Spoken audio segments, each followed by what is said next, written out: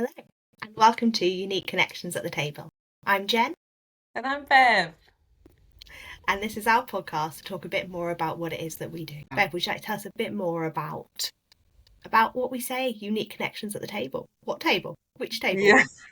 This table? Yeah. Yes, this table that we are attempting to create and come around and bring other people around. So I guess our like common ground is we're both self-injury experts, but in different fields. You've mostly been working with young people in mainstream settings, and I've mostly worked with, or pretty exclusively worked with young people in special needs settings, or particularly settings for people with severe learning disabilities. And I guess like where we continually come back to in our work is, so we often work with young people who are self-injuring and any organisations that support them.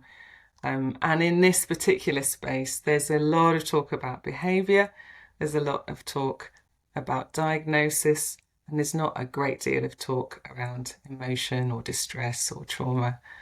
And so we spend, I reckon, a lot of time thinking and talking and writing and working with the idea that not everyone, but some young people with learning disabilities who are really distressed, either because they're either hurting themselves or other people, it's not to do with something inside them, their diagnosis, or their biology. And it's probably not quite fair to call it a behaviour. But really, we're talking about young people who are responding to the things that have happened to them. And so I guess that's what we think and talk about all the time. And And it's um, interesting, isn't it? Because when we yeah, tell people what we do, so many people say, "Oh, of course. Of every, course there's trauma.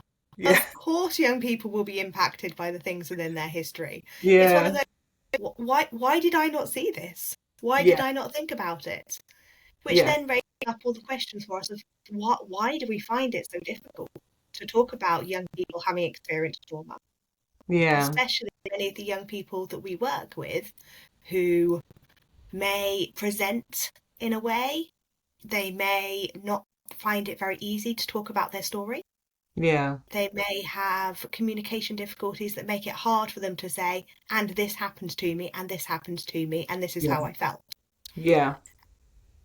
And we may also have a lot of staff who say, I just don't know how to have these conversations.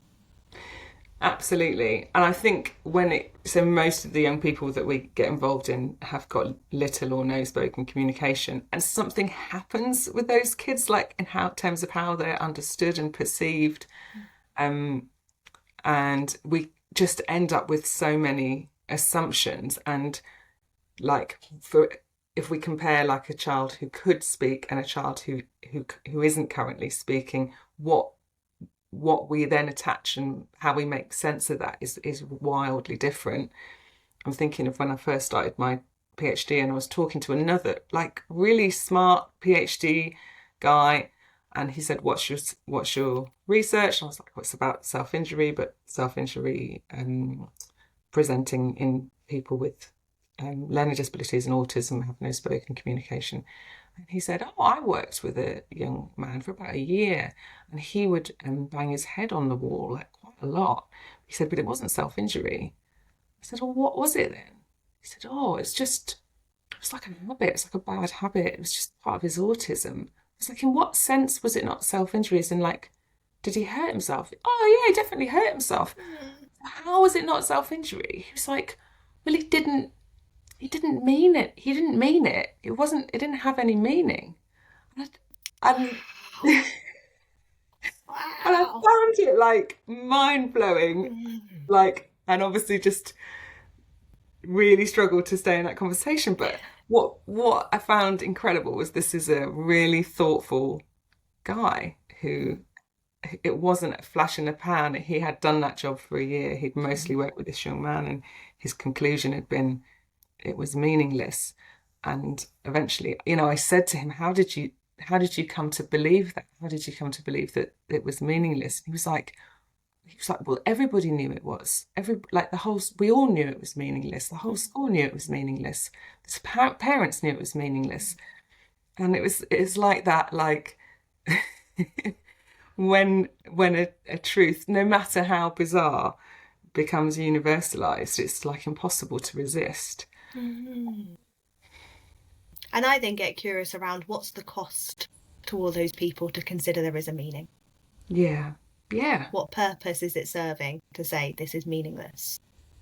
And Yeah. we've come up against this so many times when we've worked with young people, when we've worked with organisations, that Mm. sometimes things will reach a crisis point with self-injury. Yeah. But Yeah. actually we hear, whatever it looks like, perhaps it began with head banging at 2 years old, and then Yeah. it has grown, it's grown, Yeah. but yet nobody stopped at 2, 3, 4, 5 years old and said, hang on, let's get curious, what's going on here? Yeah. Yeah. And suddenly we reach a crisis when somebody's reached late teenagehood, early adulthood of, oh, actually, we've got no idea how to hold this and how to handle Mm. this as an organisation. Yeah. Mm. Yeah, absolutely. And it's important to note this isn't actually something that we're just facing in the UK. No. And I know sort of other countries are exploring and questioning, and teams are in other places as well. And that's sort of part of your interest as well, is what's happened Yeah. elsewhere and how else it is that people are talking about this. Yeah. So I wonder if you want to tell us a little bit about kind of what happened in America. How did you end up going to Yeah. America? Because I think this is fascinating. Of all the countries, actually, a mammoth country like the USA, and how they're wrestling with the same Yeah. thing. Yeah, absolutely. So yeah, this is my so I had a Churchill Fellowship, so the Winston Churchill Foundation. It gives these traveling grants to people to go all around, like you can go wherever you want to and find out about like a niche topic like this. So yeah, I was Churchill Fellow 2024 and had 5 weeks on the East Coast in America, and had this incredible opportunity. I mean, in the end, I just decided to under the advice of a lady called Dr. Joni Beasley, just like hit up a bunch of different spaces and places. So I went into like practice spaces, so schools and adult centres, and then also went to a number of trauma institutes where they think about trauma, particularly with organisations at really deep level. Went and met some research specialists in this field.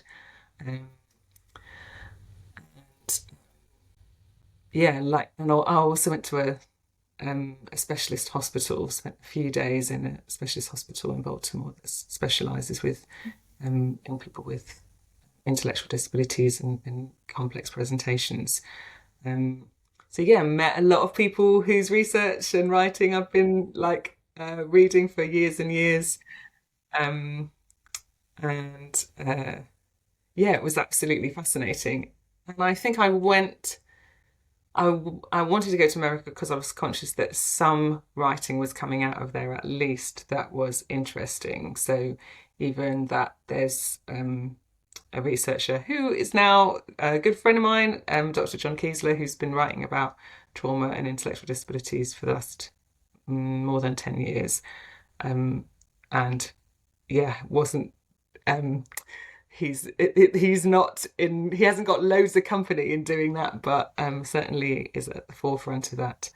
Um, And just but pause there a sec. 10 yeah, years. 10 years he's been writing about it. yeah, Just, and that feels wild, doesn't it?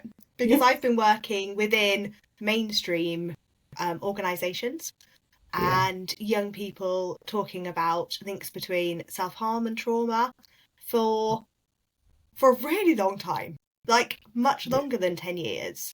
Does it feel like within the learning disability world it's been talked about less, or were other people also talking about it before him?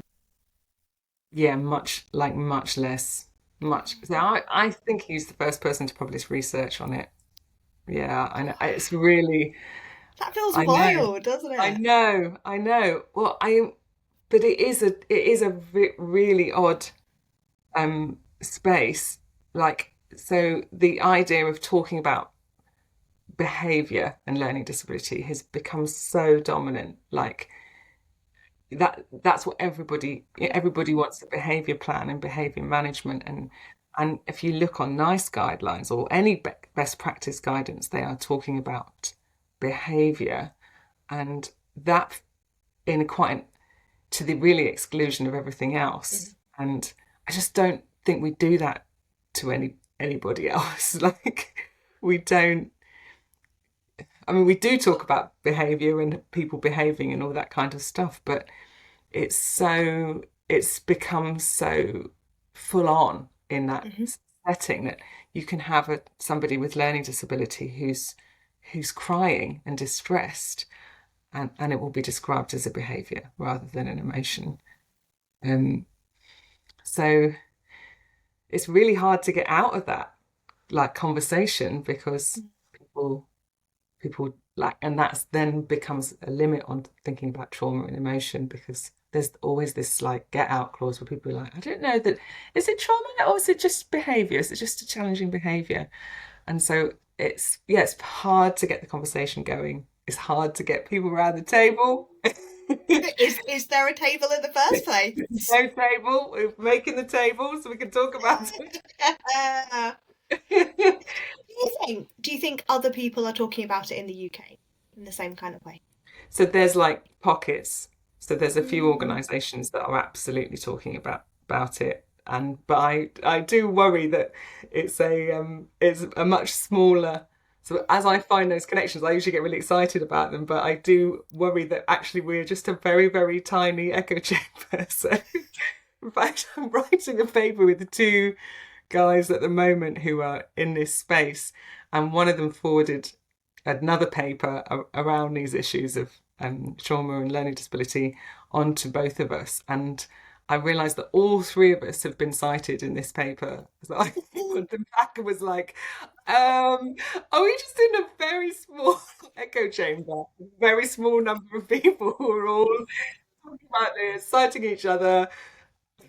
There are, yeah, and there's a few organisations that would be taking that up with some force. So, like Respond is an organisation that does psychotherapy with people with learning disabilities. They're like all over this stuff.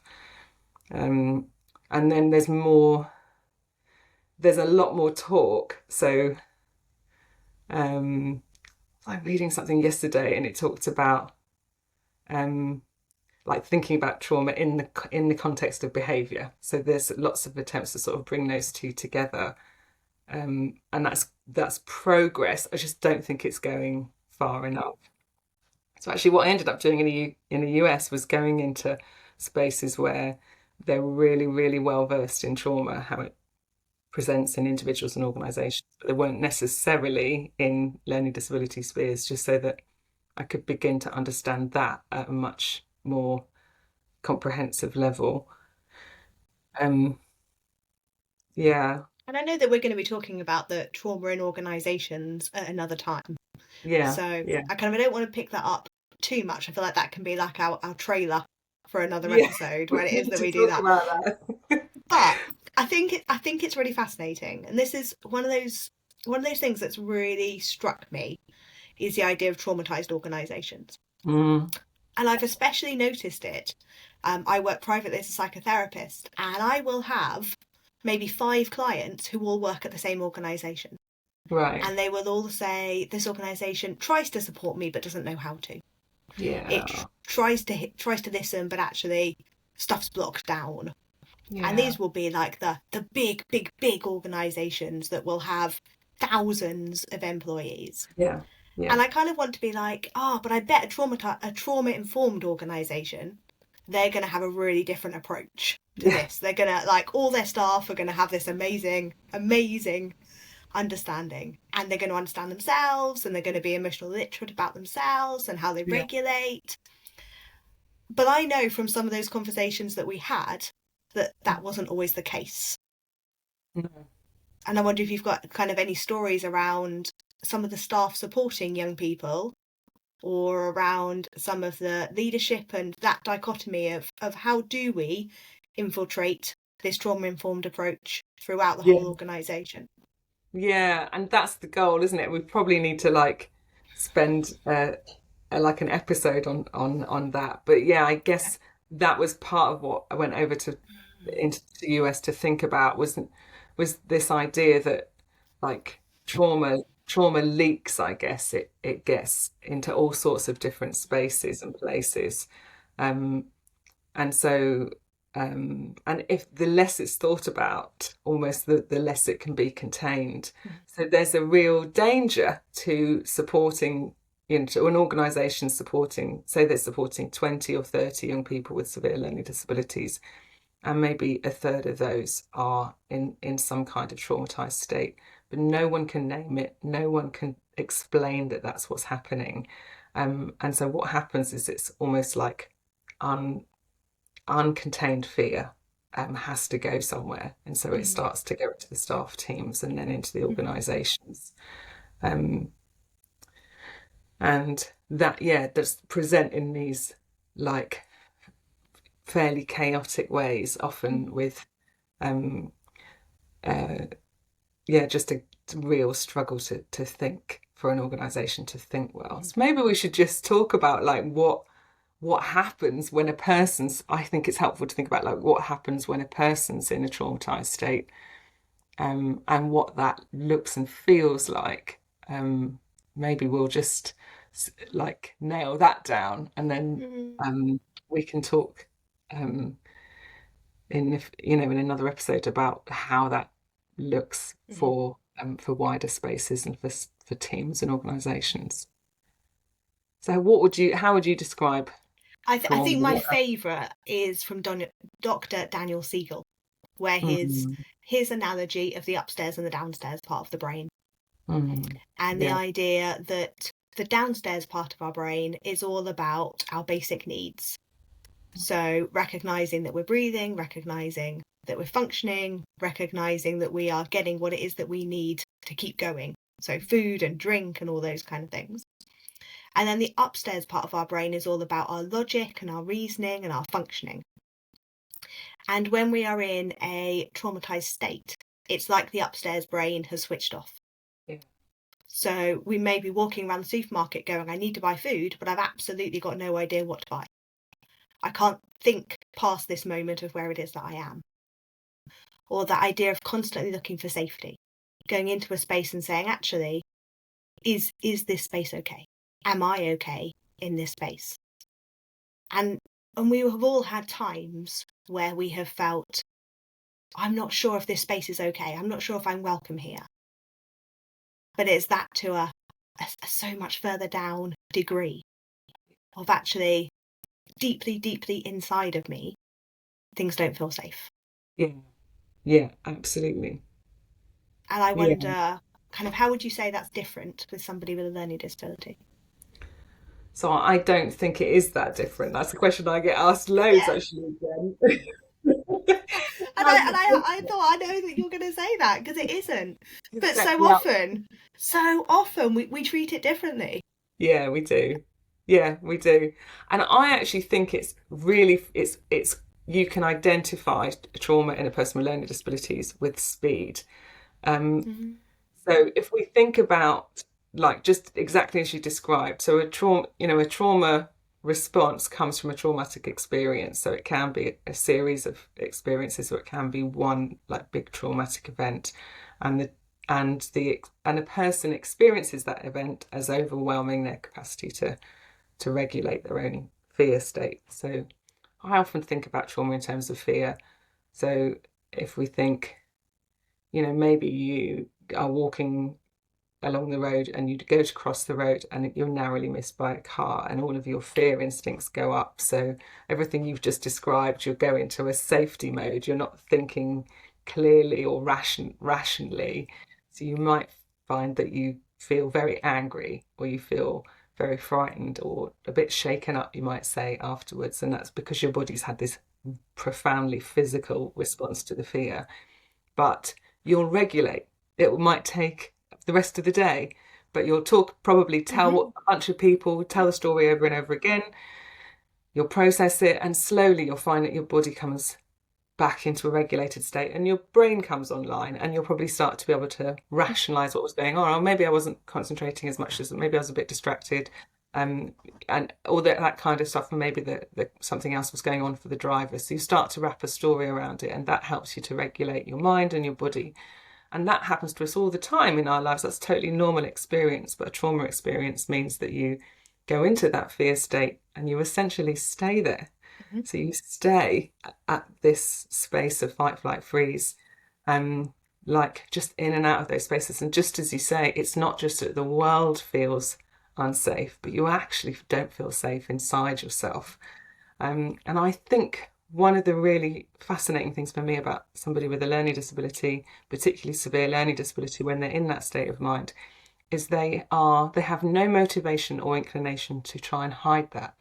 Mhm. Whereas if you meet someone who's traumatized, who's trying to hold down, they're holding down a job, they've got a family, they're functioning in the world, they will be putting the work in to make sure that that's not completely obvious about them when you first meet them, because they'll be having those protective and defensive functions that they can present themselves in a particular way.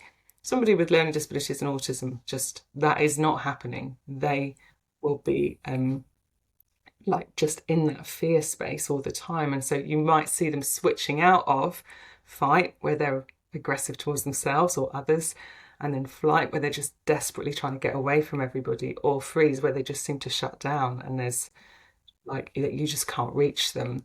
But those are pretty much their presentations from morning till night. And I think one of the things I notice about young people with learning disabilities who are profoundly traumatized is that, I mean, it happened to me recently. I walked into a space, we'd been asked to just assess a young man.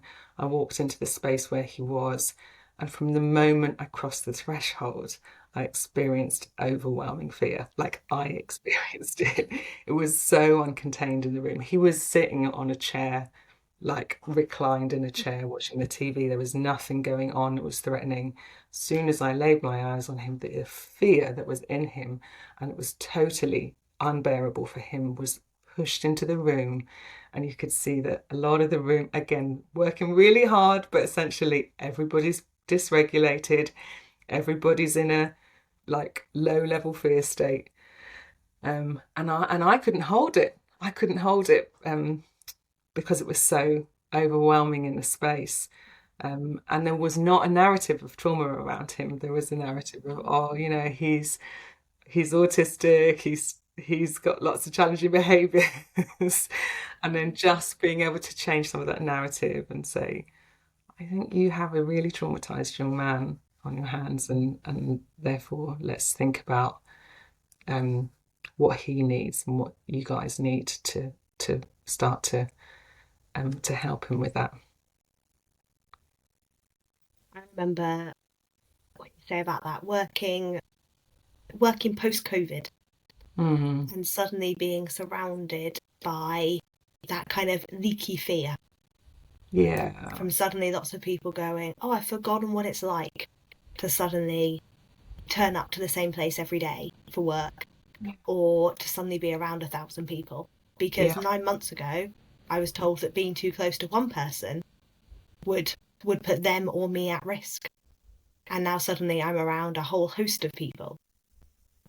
And we saw within the work I was doing just a huge rise of people saying, actually, I feel frightened, but I don't know why. Or I feel angry and I don't know why. And I think that kind of that leaky aspect is really interesting, because we talk about sort of a young person being incredibly afraid due to the trauma that they have experienced, and how staff then can pick up on that. But it's interesting, I think, the narrative that goes alongside that. Because I would hear in a mainstream world, we've never had a year 7 class like this. They're the worst they've ever had. They're always fighting. They're always like this. And stuff was just labelled upon them that then when you met them, you were expecting them to be the worst 11-year-old you'd met, because everybody was saying, it's terrible, they're terrible. And I think the same thing happens with some of the young people that we have worked with, some of the young people whose stories we've heard. they're always violent. They never want to talk to us. They just hit everybody who's within reach of them. And as soon as those things start being said, the staff come in with an element of fear. And the staff come in with that, like, I'm afraid to be around this young person. And so even if there wasn't fear suddenly, it's coming from a different place as well.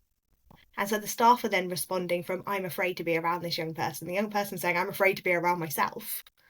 But nobody's saying this. No one's talking about it. It's just the interactions then. They're missing the connection that's needed. And it just feels so painful to watch it happen, doesn't it? Yeah, you're absolutely right. And I think I've seen that happening like over and over again, where you have a child who often goes into particularly fight mode. And then you have a staff member and they walk in the door, they've just been told, oh, you're this young man's one-to-one. And you can see their body is like their shoulders are up around their ears, they're like breathing in a shallow way. And like I've seen it happen where the child like dysregulates further in response to the staff. And so what you've got is this interaction where two people are, we talk about co-regulation. Well, co-dysregulation is a thing, and and the staff and the young person are co-dysregulating and then spiraling into an incident. And of course, the incident where the staff member gets hurt, the child is out of control, confirms the narrative that is being perpetuated, that this child is unmanageable. And so, yeah, it becomes a self-fulfilling prophecy. Yeah. And none of this makes sense, or none of this is very manageable when we just think about it as like a form of autism or a challenging behaviour that makes it sound like it's inside the child. And there's no end to it. Yeah. They're always going to have this diagnosis. So Right. This behaviour is always going to be here. Right. Exactly. Well, of course, there's nothing that we can do. It's always like this. Right. And then oftentimes the response or the the sort of behavioural packages are about learning essentially. So we're going to teach the child a different response. We're going to teach the child like with different reinforcements, they will learn a different way of behaving. And of course, what we know about someone in a traumatized state is learning is not on the cards. Your learning brain is not online. Yeah. All you want is safety, and we don't learn safety. We feel it or we don't, and so that then like leads into these spaces where we're having people who are highly medicated and contained. Yeah.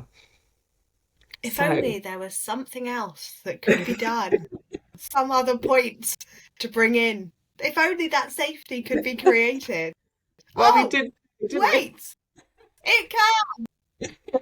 We did say, didn't we, that we would spend some time just outlining the problem, and I feel like that's what we've done today, just on that like individual space. Like, here's another way of thinking about young people who are often labelled as like highly challenging. Here's another way of thinking about what's happening for them. And we're outlining it like this because there is also another way of responding, which is what I've spent so much time thinking about in America and since, and some of the work that we're still working on. But I feel like there's probably more to say about the organisations, teams, and the sector as a whole in terms of trauma as well before we get there, because the problem is significant that we have in this space. And until we can, I feel like I've been saying this recently to some people we've been working with, until you can name the problem, you can't find the way forward. So I feel like there's more to say about the problem. But we are naming the problem so we can identify the way forward. Absolutely. And we are beginning from that place. Yeah. Cool. Well, more to say next time. Indeed. Thank you for joining us today. Yeah, it's good to talk about this stuff.